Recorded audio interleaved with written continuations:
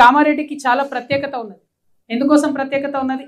ఇక్కడి నుంచే నవంబర్ 10, 2023 నాడు బీసీ డిక్లరేషన్ చేసిరు. ఈ కాంగ్రెస్ వాళ్ళు ఇక్కడ లోకల్ నాయకులు చెప్తే వాళ్ళ మాటలు ఎవరు నమ్మరని చెప్పి పక్క రాష్ట్ర ముఖ్యమంత్రి బీసీ బిడ్డ సిద్ధరామయ్య గారిని తీసుకొని వచ్చి మరి ఇక్కడ బీసీ డిక్లరేషన్ చేసిరు. చేసి సైలెంట్ కూరుకున్నారు. వీళ్ళని ఎవరు అడగరు అనుకున్నారు బీసీల గురించి. మేము ఆనాడు కూడా అడిగినాం, మీరు 42% బీసీలకు రిజర్వేషన్ వస్తా అన్నారు.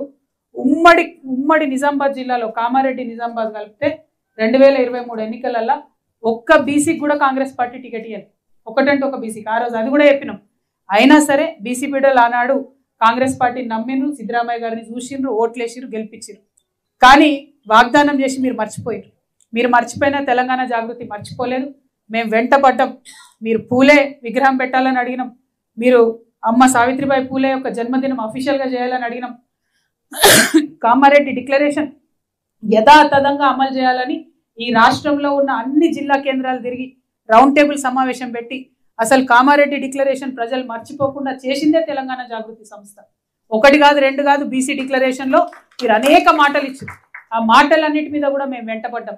మా పోరాట ఫలితంగా ఇలా ఒకటి కాదు 2 బిల్లులు వచ్చినాయి. మేము 3 బిల్లులు పెట్టాలని అడిగినాం వాస్తవానికి. కానీ ఒకటి కాదు 2 బిల్లులు వచ్చినాయి.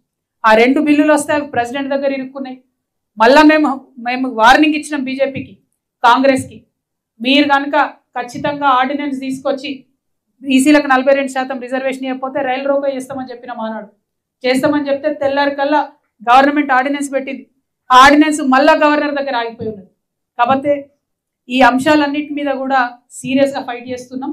ఖచ్చితంగా బీజేపీ మీద కొట్లాడతాం, కాంగ్రెస్ మీద కొట్లాడతాం.